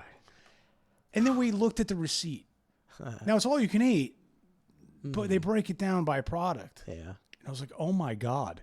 We ate between the two of us like 53 rolls, like the separate pieces, but they were all like specialty rolls, so they're kind of Yeah. thick. And I didn't eat for the rest of the day. I didn't eat at all the next day. And I barely ate on Sunday because I was like going, I still feel the effects of, Got your money's worth. it felt disgusting. I was like, I don't think I need to do the all you can eat anymore because it's just, it's really, Yeah. I don't want to be that person. I felt like that day I was that person. It didn't feel good. I haven't done all you can eat in years because I realized it's like no. It was That's unnecessary. that's for 20-year-olds. Yes. Where I go to the Yes. buffet and just like whoa and burn it off, and it wasn't a big deal. Now I try not to get bloat. It's Bloating is the worst. It's the, isn't it? It's Like, the worst it's feeling. one of the worst feelings. You're like, for like hours, you're like, I know I ate a lot, but it's been 4 hours, and I hate my life. Yes. I hate it. So And- I try not to get that way. We mapped out knowing that we were going to do all you can eat sushi, and the plan was to leave there and literally transfer ourselves back to the couch. Yeah. Because we knew it's going to be a bloat fest. Bloat fest. And it's like not like, hey, we'll go get all you can eat sushi and then let's go play mini golf or something. It's like, no. The plan was we're going to eat, and then we know that we're going to feel disgusting and won't be able to do anything else. Yep. But I don't think I want to feel that way anymore. It's not a good feeling. It's not worth it. You ever done all you can eat the meat places like the Oh, Texas I'm de not- Brazil or something? Trace does that because he's way into meat. Oh, you get the meat sweats and you're like, oh, I'm not a meat guy. that's right. You're not a meat guy. Yeah. But even so, I'm not a buff. I've been to years since I've done that stuff. I can remember my 20s going to like a pizza buffet and eating like 12 pieces of pizza. The CC's pizza. Oh my God, 12 pieces? Like now I eat 3, but boy, am I a pig. What a fat pig I am. It's like, it's like for young people. There's not a lot of all you can eat places left. Yeah, I guess. I mean, I don't think Must so. not be work too good. Like when we found the Bottom sushi line. place, we're going, how are they making money? They're not going to make any money on this. We're not going to. Maybe that's what people are doing since the times are a little tighter. Everybody's just starving themselves and going to the all-you-can-eat sushi place. And We're just eating one meal today. Just killing them. They get like irritated as they brought you stuff here. And fucking, Is wasn't Golden Corral? that's still a. Is that still a thing? I think it's still. That's an all you can eat, I right? think it is. And Oh, it's like a kind of a budget all-you-can-eat place. So, like I wouldn't worry about that. Think about the meats. Where the meat's coming from. what are the what's those carbs? What's going on in there? They got the chocolate wonderful where trailer trash from around the county come and dip things in. Things. I'll bet. Things. I'll bet. Things. Just whatever's around. Whatever's around. Well, I have realized they do dip. Everybody likes to dip things in chocolate. You know, like something. This overrated. chocolate's not It's made to be dipped in overrated. everything. It's overrated. Chocolate's certain things. Don't dip. Everything. Yeah.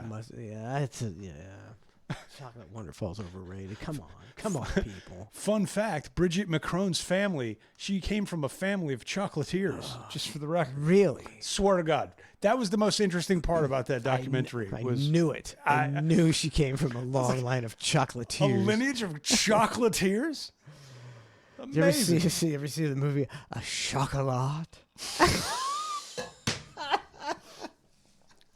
Mike, does it look like I'm a man who's seen a movie called A Chocolat? It's not. It's a chocolat with more with a sh, not a cha. It's a chocolat. Chocolat. It's Italian or French. I can't remember. Well, the answer is no. I've never seen. I don't know A why, Chocolat. but Donna and I rented the movie A Chocolat. Recently? No. Oh, okay. Back in our youth. What is A came out. Chocolat? Some romance about some girl that works in a chocolate shop in France or some Ooh. some bullshit like Sounds that. bougie. It sounds terrible, and I think it was. Did you go into it renting it with the hopes of you were going to get laid that night? Is it one of those things? No, movie night was, by the time we were done watching the movie, we were younger. By the time we were done watching the movie, we're ready for bed. Game over. We had to drink alcohol and smoke weed, before we had sex. Oh, that sounds like a good time. I mean, that's like We did that a lot when the kids were young. We did, I smoke all the time now. I never smoked back then. I you used smoked to treat yourself once a week, and then the kids, they didn't seem to notice. Did you get caught? I always wondered why Donna didn't get caught, because Donna's With all those noises and the big stage production she was putting on?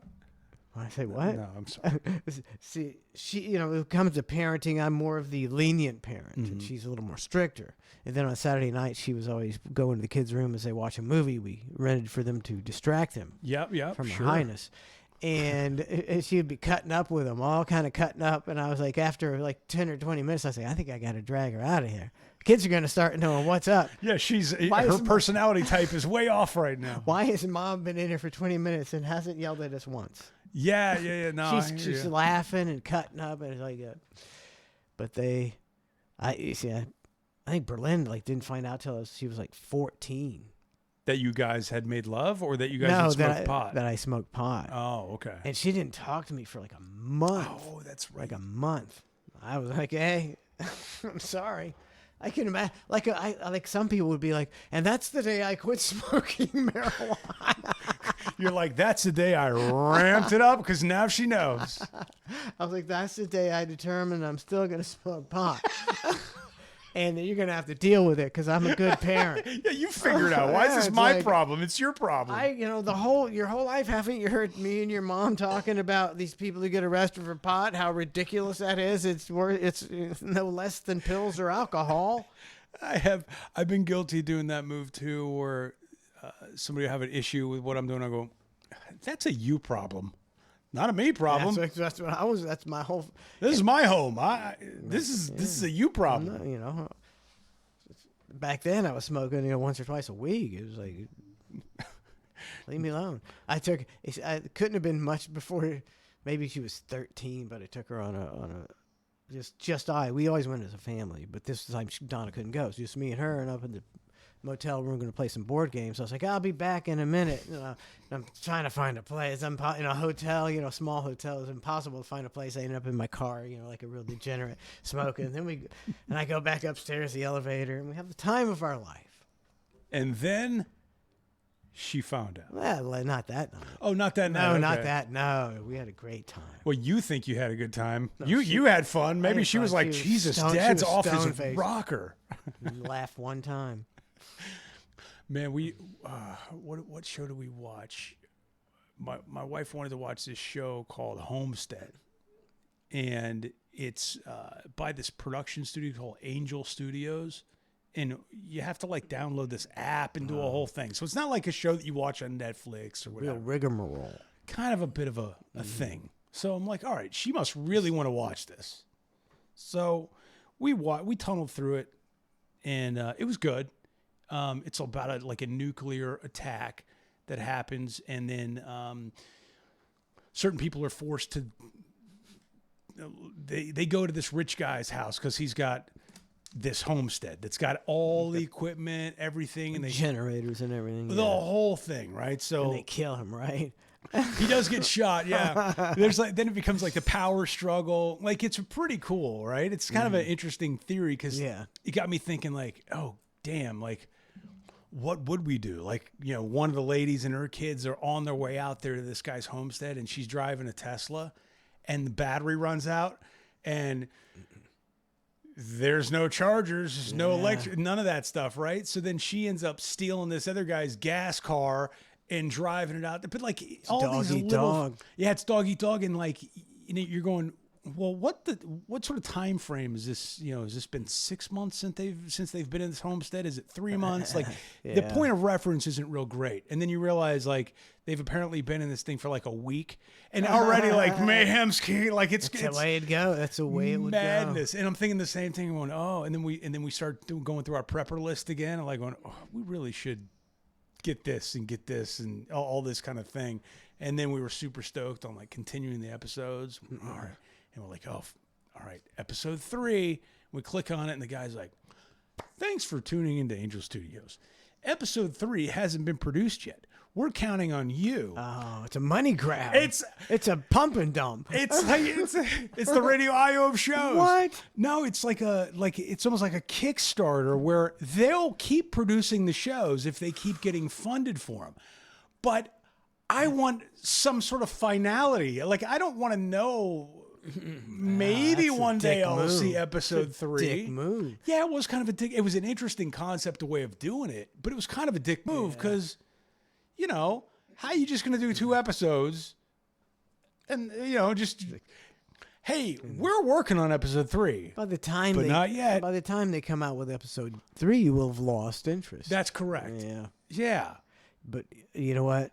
You don't want to be alive in that world. I'm telling you. The homestead world? You don't. People guys like me and you. Where are we pushovers? Yeah. Dude, that's the funny part. So this guy, he's got all these people.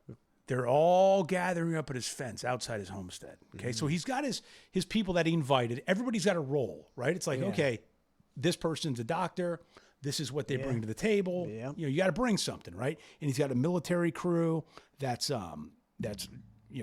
getting perimeters and all this stuff. And then the strangers come up, right? And they're just waiting at the fence. Well, then he gets shot. Then he's in a coma. And what does his wife do? What do you think the wife does?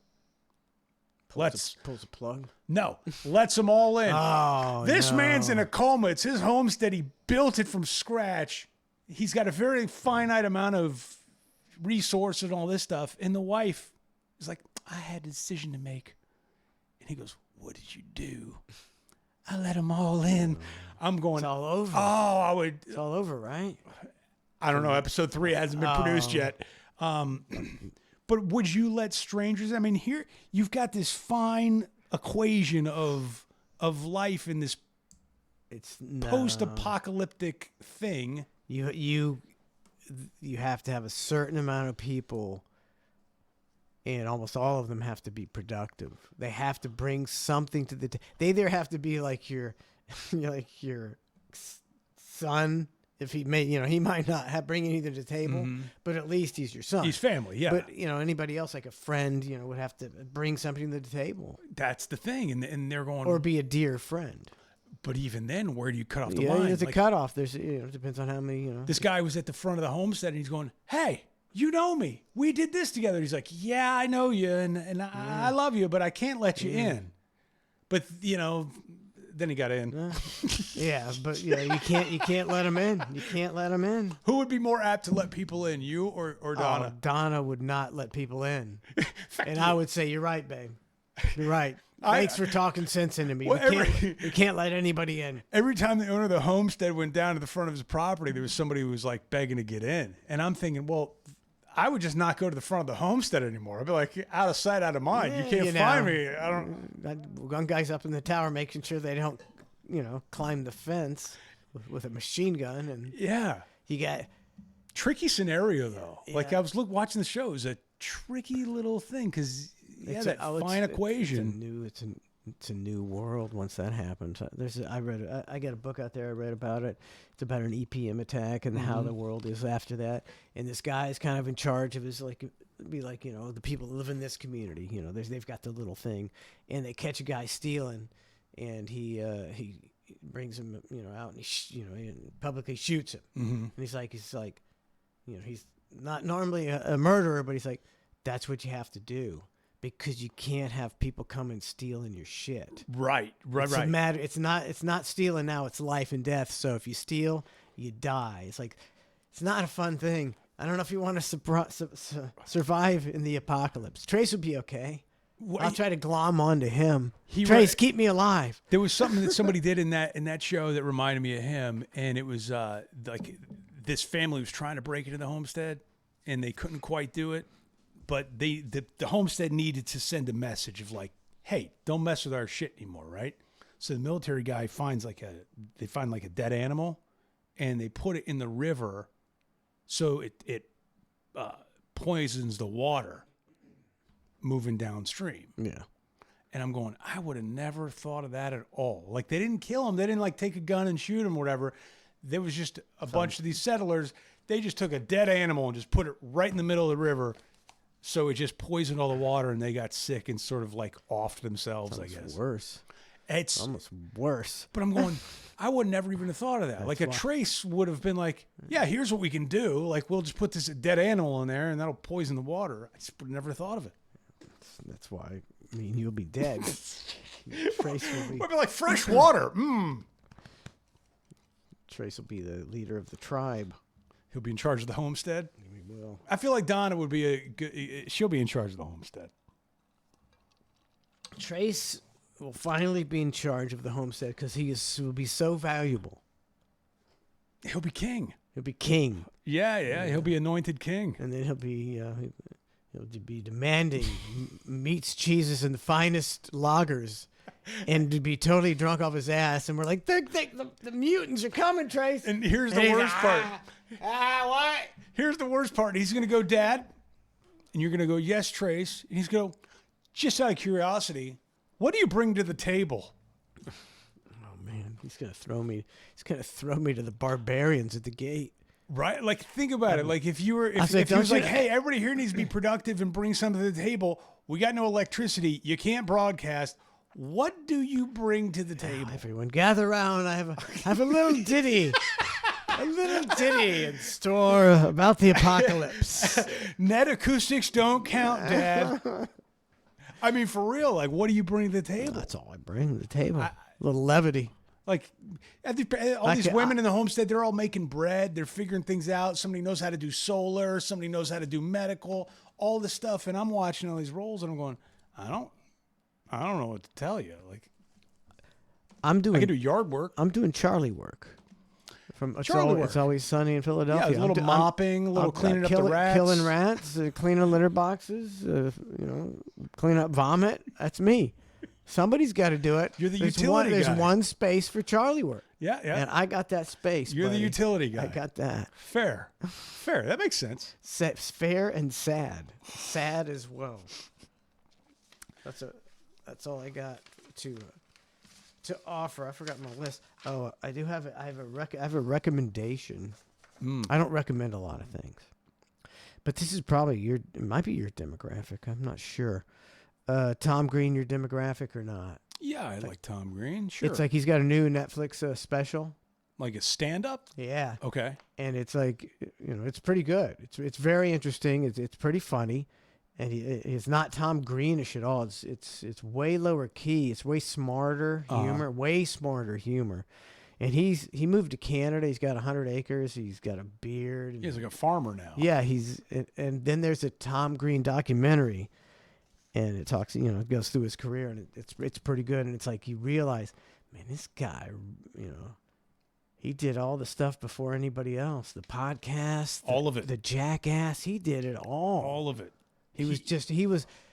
Some people, that they're the head of the curve. They're too ahead of the curve, and they're the groundbreaker, and everybody builds on that and gets rich, and you're just like, hey, I was a groundbreaker. Yep. Meanwhile, Tom Green's in his basement, and he's going, hey, I could do a video show from here. I just need a guest, and we'll just talk about things from here and do this green screen thing. Yeah, and that was the origin of, one of the origins of podcasting. Same with like the likes of Adam Carolla. Like Adam Carolla he's one of the kings, and nobody really gives him the credit he deserves. But they took all the bullets for a lot of these podcasts out there. Like they were first in, and they took bullets the whole time. Yeah. But the Tom Green, I agree with you. He took a lot of bullets. A lot of bullets. But that's good. It's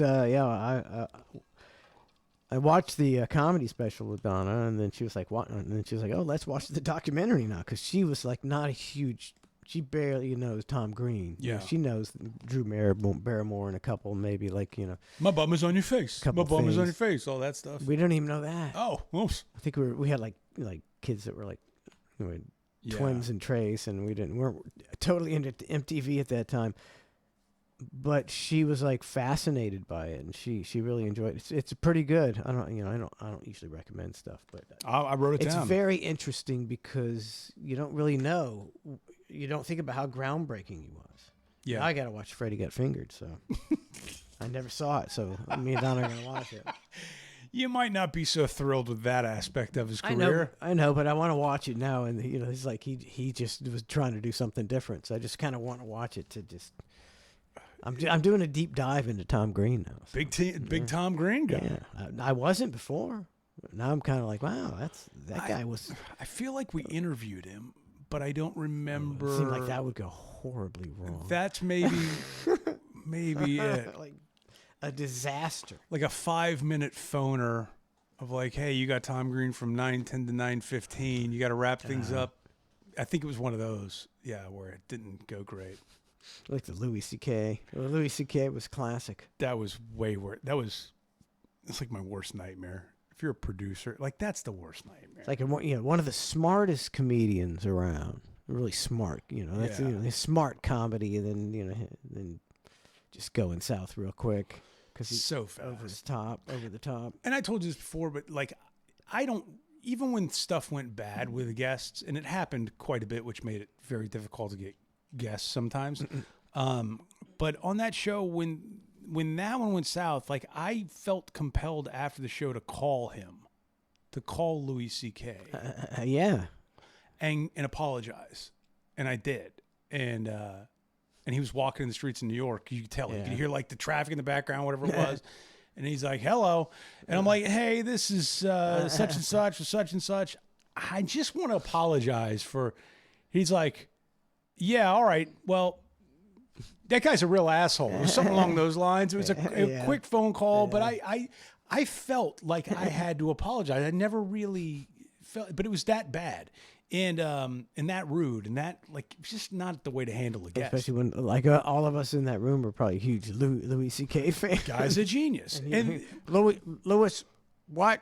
Yeah, and then I'm months later or whatever, I'm hearing him do an interview. I think he was on O&A or something. And they're going through that whole thing, and Louis C.K.'s talking about it, and Louis C.K.'s like, yeah, and then his dickhead producer calls me up to apologize, and I'm going, oh man, like I'm getting hit, right? Like he's a hit man. I get it. Guilty by association. Yeah, guilty by association. But like I'm going, that was like a genuine, heartfelt apology. Like I'm sorry it went that way, but yeah, him and the O&A thing, it did not, it didn't win. It didn't do anybody any favors at all. It wasn't surprising anyway. Hey, Town and Country, 100 bits. Thank you, Town and Country. You see Bonnie Blue got pregnant? Is that That just came off the top of my head there. Sorry about that. is that everybody's reaction? You're just like, It's a lot to take in. it's not good. It's just not good. 1,057 dudes in one setting. That's not even to say that's the one that she got pregnant from, I don't think. I But wonder who the proud papa is. everybody's wondering that. So like everybody that bang her with a condom. I believe so. But I don't know. I could be wrong. I mean, you would think, especially if she's of, I mean, Questionable. no, she's not on. She's obviously not on birth control because she's pregnant, Right. and I don't think she would have been doing it. She probably would have been doing it while she's pregnant. Going, she told him to do it. I can't get pregnant. So I don't know. But if it's condoms, who wants to watch condom porn? Is that a thing? It's like people are like, yeah, I like to watch guys with condoms have sex. I'm a big fan of protection. I want to make sure everybody in my films are protected at all times. No. I think. I mean, as if Donna was, she was on the pill. I think most of our marriage, which I think looking back, I think it's pretty bad. So maybe we would have done some different things. But if she'd have said, I'm not going to be on the pill, I was like, well, I'm going to get a vasectomy because I'm not going to have sex with a condom on. Well, hold on. You bring up a whole another angle of like, why wasn't Bonnie Blue on the pill? Like you're going in with 1,000 dudes in a day. Like you wouldn't be on the pill Unless she was already pregnant. Dun dun dun. That's even worse than it thought. The whole thing. Now it's pregnant porn. There's Oh, my so many Lord. questions. So it's the seventh sign of the apocalypse. This Bonnie Blue shit. When I read the story, one of the comments on it, this is great because they were like, because it's the whole thing. Like, who's the baby daddy? Like, what's going on here? I mean, that kid's gonna be traumatized no matter what, right? And then somebody put a picture of the kid up of what the baby's gonna look like. I had Probably to not screenshot. Is it not arable? No, it's not. It's just funny. Like,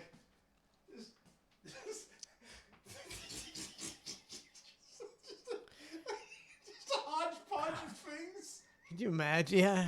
It's like there's more. Let's see. Where do we go? Go in front of that one right there. There we go. Just a little bit of everything. Imagine. Everything. It was a real battle royal with all those sperm. This took days. Till one of them finally won. God, what's wrong? What's wrong with the world? 1,057 guys. And again, that's just in that sitting. That's the all-you-can-eat sushi of that. Like that's a lot.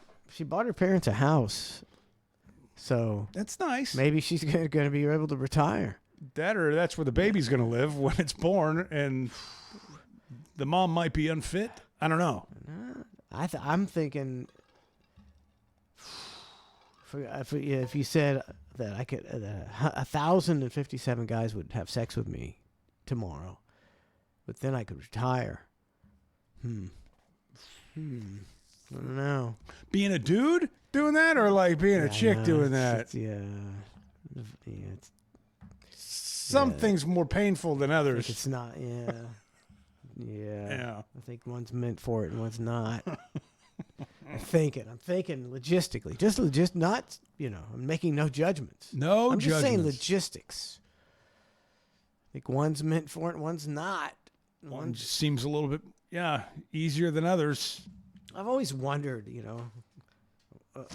gay couples. It's like, you meet a guy, he's a gay guy, and after a couple dates, you're like, well, now, let's get real. After halfway through the first date, So we're gonna do this or what? you're like, I only suck dick. Oh no. I only suck dick. I don't take it up the ass. So I wanted to put it right out there. I don't do the ass thing. All the Do you cards on the table before the burgers even arrive. Is that a thing, or do you think they are? Or one guy's like, well, I'm a top, and you're like, well, I'm a bottom. I don't know Or if how. the two tops get together, like, sorry, see you later. Well, it's interesting because I hear where you're coming from, and I've I'd be lying if I said I wasn't curious myself of how those conversations go. But I don't know anybody to ask, and it would be rude if you do, and it's not a topic to bring up. But I'll tell you what, I watch some of these damn shows on like HGTV where they're searching for houses, and there's like a gay couple, and these dudes are looking for a place, and they are tickled to death. And at the end of the episode, they are happy, and I'm going, God bless them. Like they seems like a couple dudes hanging out. You know what I mean? Like I think that they're tunneling through life. I don't know if they fight or what, but there's a couple episodes where I've seen, and I'm going, they seem way happier than 95% of the man and women couple that are on here trying to find a house together where maybe we were meant to be gay. Maybe. I don't know.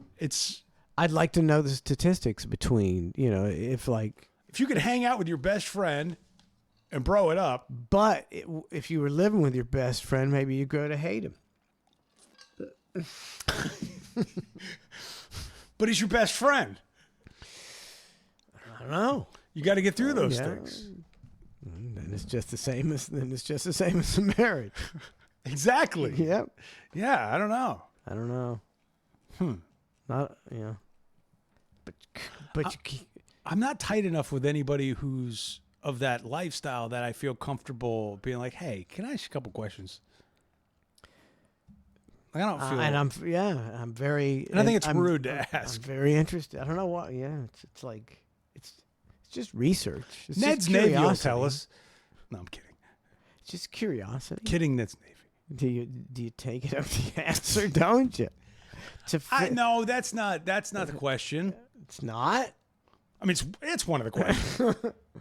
It's like if there are there relationships where the guys don't have sex, they have just oral copulation, or maybe they just bro out. Like maybe there's nothing at all. Maybe why? You think that a gay couple, two men could live together and never have sex ever again in their lives? Okay, what are you talking about? Hold on. Well, it depends on what age you're talking about. If these are 60-year-old men and up, like why not? Like it would just. Well, I'm not talking about 60. I'm talking about the average man. But eventually, your relationship is going to age out of sex, and then you just go to like friendship and in their world broing out. So so eventually you're going to have to be faced with the reality of not being able to have sex. I don't know. I think many men can have sex well to their 70s and 80s. And I think that maybe they would rather bro out, but they would rather be with a woman and have that sex 6 times a year than be with a man. I hear you. Yeah, I don't know. I don't know. I don't have any answers here. I'll pray on it. I'll do the old. I'm gonna pray on it. I see these old couples, and I'm wondering, what are the old couples? Male or male female? What are you talking? Male female. Okay. I'm talking like significantly old, like 75. Yeah. And I'm thinking, they still do it? I think that all the time. And do they do it? On the reg? On a reg, or is it like every couple months you get frisky? I always wonder that. Same. Or they don't have it at all. I don't know. I don't know. And you I have can't no ask. idea. There's no research on it. And it's rude to ask. It's rude to assume. It's rude not to assume. So you're just left wondering. Yeah, I hear you. I know exactly what you're saying. These are the questions. These are the insightful conversations that happens, Mike and Matt have on the hang. Or, not better yet, but like let's say you're a dude, and let's say you're 70, right? And you're a single dude. And you want to get some, right? But that's a rough road to hoe. Right? Because if you find a woman your same age bracket, she might not be into it like she once was. If you go find a young girl, she's probably going to use you or a gold digger or whatever that is going to look like. You can't go to a sex worker because that's illegal. Like, what do you do if you're a 70-something single man who just wants to get laid? Like, what do you do? It's got to be tough sledding. You're jerking it down at the glory hole. out.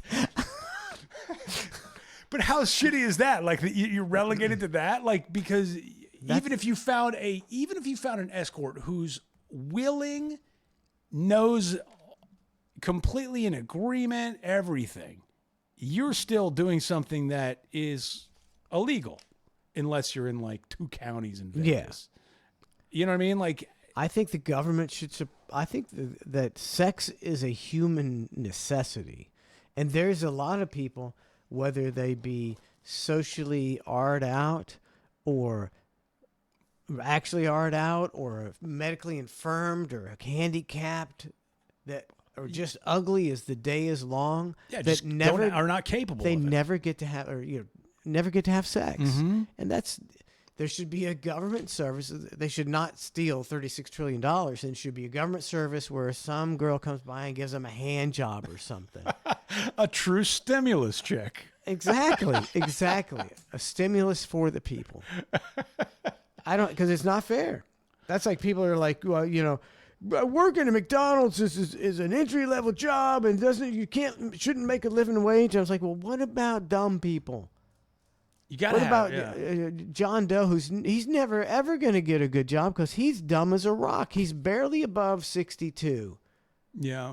Well, he doesn't deserve to make a fucking living. Well, if he doesn't, then you're going to be paying for him because he's going to be on social services. People don't think there's no critical thinking. You're paying for it one or another. How about you give the guy a living wage because he's dumb as a rock and dumb people need to eat. So are you legit saying sex work should be legal? Oh, why not? It doesn't even make any sense why it's not. Why is it based on what biblical? We're basing shit on biblical principles or some shit? Well, because also you think about it, and there's a lot of, I mean, dude, there's girls out there that are a part of that world that aren't willing, and they're not wanting to be there. They're forced to be there, whether it's through a pimp or a strip club pimp or trafficked or all these different nightmare scenarios where the girl's like doesn't want to do it, right? But let's say you've got a cohort of women who go, yeah, I don't mind it. I'm good with this. And they, like it is in Las Vegas. Yeah, and you go through that test of going, okay, she's willing, able, mentally capable, et cetera, et cetera. Yeah, what would that look like? What would that look like?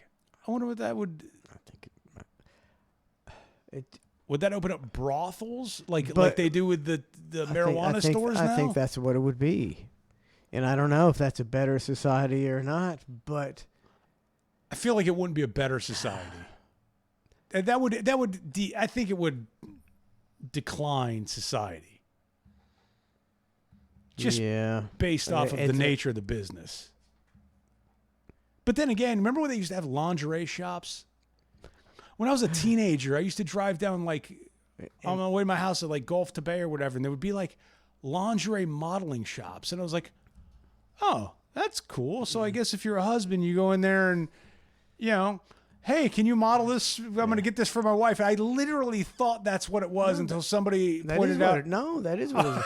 But you're getting a hand job at the same time. You're like, I'll take 2 of those. And shit. A real sales pitch. Yeah, there's always multiple ways of disguising your sordid business. Right. So right now it's happening. It's just disguised differently. Why? And unless you just put it all up front and say, "Hey, this is what it is." I think if you make it legal, you eliminate a lot of the illegal, a lot of the trafficking, because. Of course, you'll probably still have the trafficking because they'll undercut the other guy's prices. There's always guys looking for a break.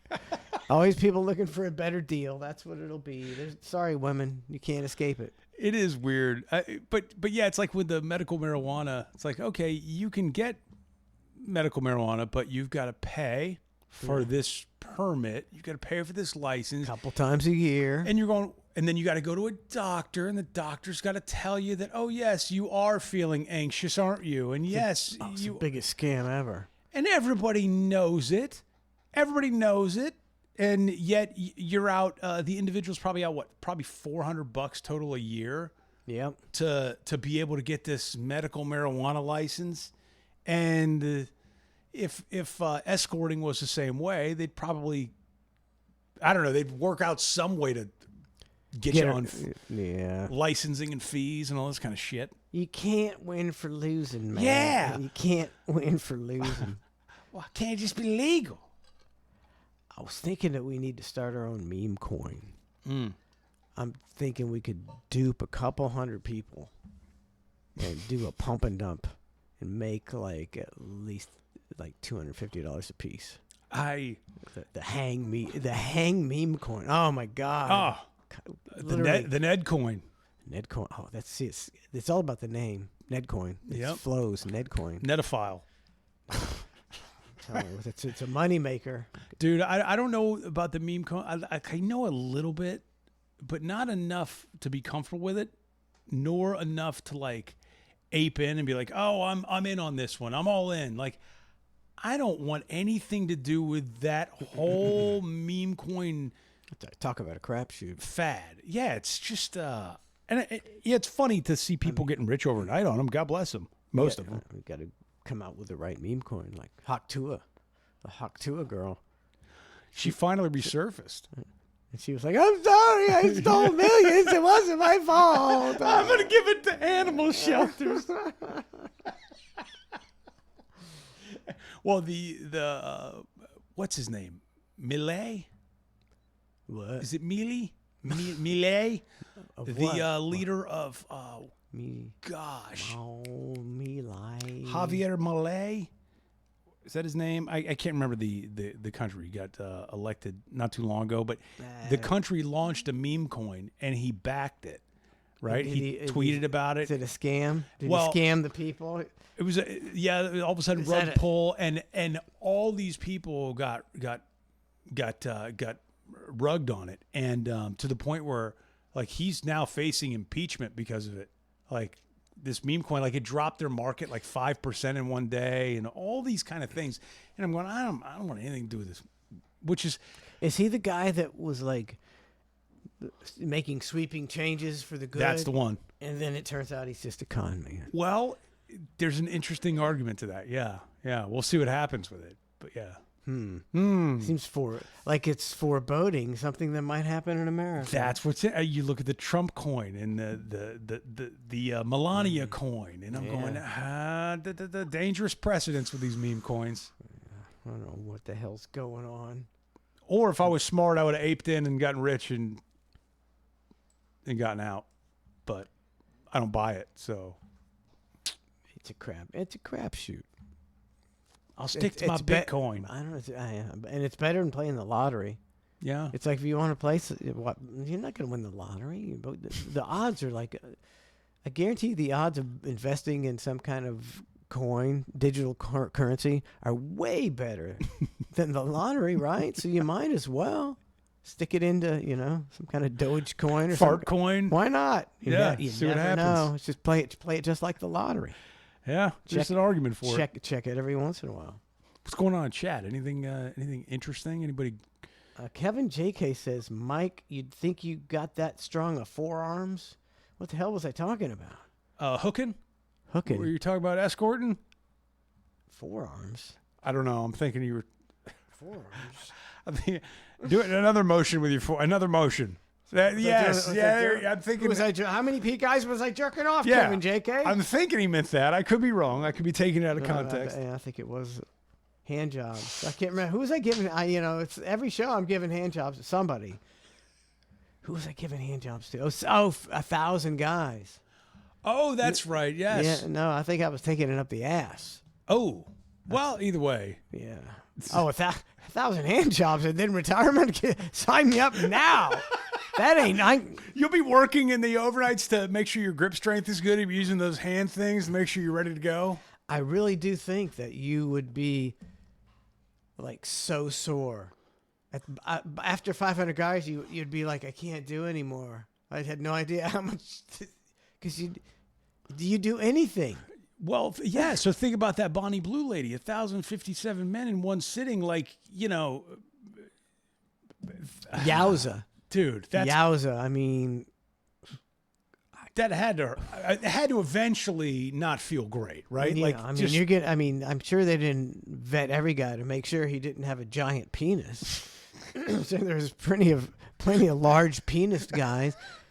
I mean, you're looking to sell tickets too. You want some long, yeah. sell tickets. I think they were selling tickets, and so you got. I mean, just Like, at least It's the fair. 300 guys with big old giant ones. Just 300, bam. A minute, a bam. You think a minute is like, wow, that's so quick, and it's like, okay, 1, 2, 3. That's a lot of blam. It's an eternity. That's a lot of pressure. I bet a lot of guys didn't finish. They're just like, this is too much pressure. 59. Ah, damn it. Damn it. I just can't get a visual of her at the fair, like next to the Gravitron. Like, it's a different ride. It's Ride the Bonnie Blue, and she's just there, and like, It's only 50 cents too. yeah. Okay, honey. Can does you hold this 1,000 cotton candy? I'll be right back. She does 1,000 a day. Oh, 50 cents. That's $500. It's not bad. $500 a day. enough to carny your way into the next city. Bonnie freaking Blue. Bonnie freaking Blue. You can buy Billie Eilish merch Why? for. You can get a hoodie for like $250. Are they that much? Yeah, I was.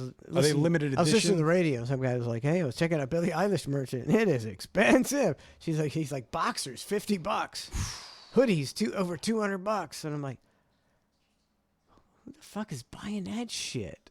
And people like her, they present themselves as these modern, very progressive people, but they're more capitalistic than anybody out there. It's like, don't let them fool you. F off. Anybody F off. And then sometimes you see them pop up with the gold teeth, and you're going, "Those are real gold. Like, they ain't even playing. Like, that's an expensive tooth. Like there's little things, little signs that it's like they smile, and it's like a big fu. Like Gold teeth. Bad look. Yeah, it's a Bad weird one. Well, my daughter likes a brand gold called. She does. She's got 9 gold teeth. A brand called Brandy Melville. All right, and it's some brand that they sell like PacSun and different places. Yeah. But the rib is it's one size fits all. She doesn't make sizes. Okay, I don't get that. me either. I don't know what that means. It means It's- they either fit or they don't, right? Like, my daughter's a very petite girl, but she loves the brand. She wanted to do that. She wanted to get some clothes for her birthday, Christmas, whatever it was, and some fit and some don't. Meanwhile, they just throw it in a box and we'll see. it's Or- literally or just one size. Is it size. stretchy or? as stretchy as it can be until Gorlock walks in there, and then it ain't fitting Gorlock either. You know what I mean? Like, Yeah. like the it's a weird. They position it, I think, as like, oh, we're all inclusive and we don't see size and all this stuff. But it's like, no.